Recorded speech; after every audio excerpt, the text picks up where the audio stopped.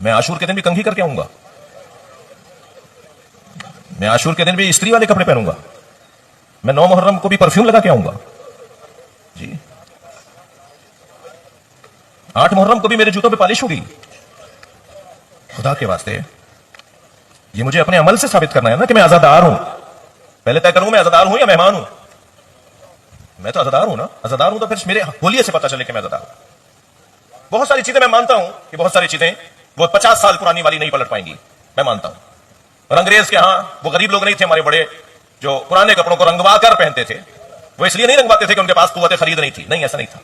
پیسے والے لوگ تھے وہ, اپنے زمانے میں اس دور کے پیسے والے لوگ تھے, وہ نیا کپڑا خرید سکتے تھے.